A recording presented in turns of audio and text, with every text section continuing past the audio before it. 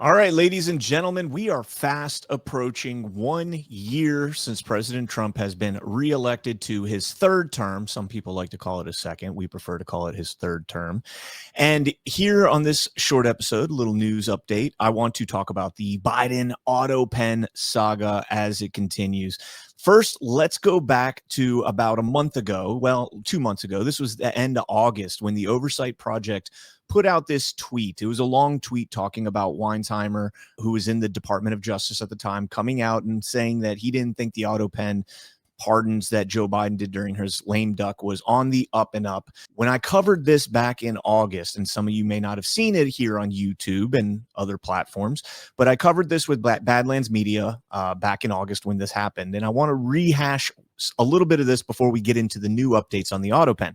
So the Oversight Project put this out. Weinsheimer flagged over half a dozen January 17th 2025 clemency recipients that have violent histories. These inmates killed cops, murdered witnesses and their kids, shot informants, hired hitmen, and were gang members.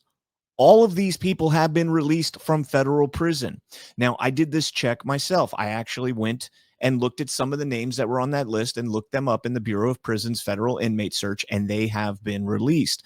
One example that pops into my head was a guy who killed a mother and her 2-year-old daughter because she was threatening to expose his drug dealing operation. So he murdered both of them savagely, and he was commuted by Joe Biden. So now let's jump into the update we got over the weekend from the House Oversight and the House Judiciary. Pam Bondi received the report and says, my team has already initiated a review of the Biden administration's reported use of the autopen for pardons.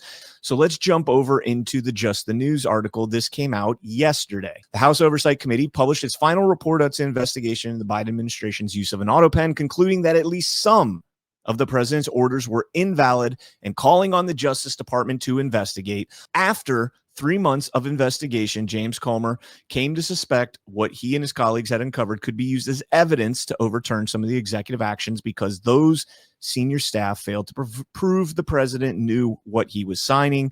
Quote, the Biden autopen presidency will go down as one of the biggest political scandals in U.S. history, as Americans saw President Biden decline with their very own eyes. Biden's inner circle sought to deceive the public, cover up his decline, and took unauthorized executive actions with the autopen that are now invalid, Comer said in a statement. Now, I'm not sure what Comer means by they're invalid, but I mean, unfortunately, until there is some sort of an official word on whether or not they're valid or invalid, they are still, in fact, valid. These people that were released from prison, these heinous, violent criminals, are not going to be rounded up anytime soon and thrown back in prison at this moment. Now, can we see that in the future? I sure in the hell hope so. I think anybody here understands that what Neera Tanden, as the person in charge of the White House Oval Office operations, was not privy to what was going on with Joe Biden. She would send out these emails about the pardons, get another email back, had no idea whether or not Joe Biden actually was cognitively aware of what was being signed off on these autopen documents. Now, the big thing about the autopen is that the autopen is the key to unlocking all of the prosecutions that we want to see coming down the pipeline, the so-called draining of the swamp. So Just the News put this out. AG Pam Bondi probes Biden autopen scandal as House chairman demands revocation of pardons. So jump down here a little bit. And during an interview with Just the News, James Comer said, quote, I think all the pardons should be declared null and void that were signed with the autopen. These were all done during the lame duck period when Joe Biden was checked out. I think the executive orders that were done during the lame duck period should be declared null and void. I think anything that's a legal document the president should have to sign. Obviously, we're not going to use the autopen for certificates of achievement, for mass letters, correspondence. But with respect to legal documents, a pardon, a presidential pardon, is a powerful thing. If the president himself can't physically sign that pardon, there has to be a reason. Either the president didn't evaluate the pardon, or the president wasn't in a mental or physical shape to be able to sign his name. Now, I think anybody out there that's watched Joe Biden during that debate or throughout the course of his quote unquote presidency knows that Joe Biden was absolutely cognitively impaired. With that being said, a lot of the autopen stuff needs to be null and void. And rather than focus on the inmates, which is a huge problem for this country because it's a bunch of violent criminals, drug dealers, rapists, murderers that were all let go. Now, we were told he's not letting them go. He's just commutating their death penalty sentence. So they're not going to face the death penalty. They'll still spend life in jail at the taxpayer's dime. That turned out to be, at least in part, not true. Now, I want to cover this clip here on CNN. This is Scott Jennings talking with Elliott Williams about the autopen specifically. Tradition of auto pens has existed in every presidential administration across parties. I had an auto pen when I worked at ICE, and so it's a common practice. Did you allow people to use the name Elliott Williams without your knowledge of the document or what was on the page? I don't recall. So I'm asking you, if you were a government official and you had an auto pen, which you did, would you let some staffer sign things in your name without reading? Yeah, here's the question. Was my authority delegated to that person? And I think they do have the authority to do so. Laws and and I'm serious, Scott, laws and regulations. The authority to delegate pardons and executive orders, the President of the United States can say, you unelected staffer can go sign my name on a document that I've never seen for a decision that I've never made? Quite often, the United States Code delegates authority. So through the President of the United States, through the Attorney General, whatever else, X person can carry out a function.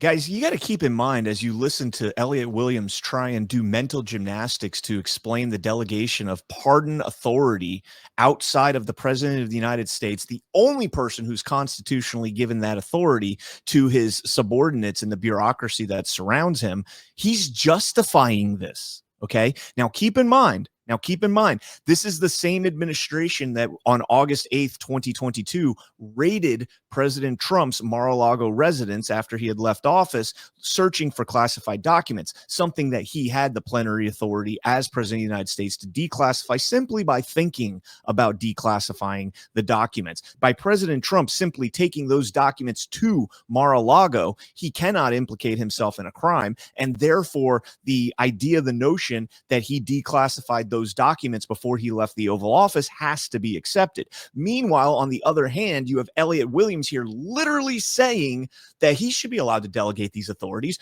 I had an auto pen. Did you ever let somebody use your name to sign that auto pen? I don't recall. That is something that should be investigated. Elliott Williams, when did your subordinates use your auto pen to sign your name, and did you know what they were signing? This is a major, major problem in our government. We have accountability for people's actions based on the authority that they are delegated by the people. Okay, now Elliott Williams was a bureaucrat, so he wasn't elected by the people. But Joe Biden, quote unquote, was elected by the people, 81 million real lawful American votes. Totally true, no fraud whatsoever. He got all those votes. His authority was given to him by the people. He cannot delegate constitutional authority to make pardons to anybody he wants. Now, the reason this is so important is because this is the blanket that they have, the protection that the deep state has right now over any prosecutions facing this. Adam Schiff, Dr. Fauci, Hunter Biden, although I don't think Hunter Biden is going to be part of this personally. I think Hunter Biden is a state's witness. That's just my opinion here. But a ton of people that received these presidential pardons, preemptive presidential pardons, the J6 sham committee, all of them got pardons. I'd love to see what's going to happen with the pipe bomb coming up in the future here. I'd love to hear more about the FBI agents that were embedded in the crowd, as riot control, of course. I don't ever remember seeing anybody wearing FBI jackets or body armor, claiming to be FBI, trying to help Metropolitan Police and U.S. Capitol Police hold back the crowd. Did you ever see that? No? Anybody? No? Okay, didn't see that. But anyways, the point is these pardons have to go away. So the legal route in which they're going to get there, I don't know yet how they're going to do that. Because if Joe Biden comes out and says, yeah, I told them to sign that, well, that's going to be a problem. Now, can you retroactively impeach him or remove him on the 25th Amendment? We know that they retroactively impeached President Trump following his first term after January 6th. They didn't get as far as removing him from office. Obviously, he was already removed. But can you retroactively invoke the 25th Amendment following that presidential debate that he did? What was it I think it was in June, where, I mean, he was cogent, as Joe Scarborough likes to put it. Bottom line is the pardons have to go away. We have to figure out how to get there. Do I think Pam Bondi, Ed Martin, and the DOJ have a plan to do this? I sure in the hell hope so, because the auto pen is the one thing that is stopping them from going after a lot of these deep state actors. Or maybe the best way to go about showing that Joe Biden's pardons are illegitimate is by showing that Joe Biden was illegitimate. Hashtag 2020. Thanks for tuning in. Stay frosty. God bless each and every one of you. God bless America. Make the fortune cookie country pay for this.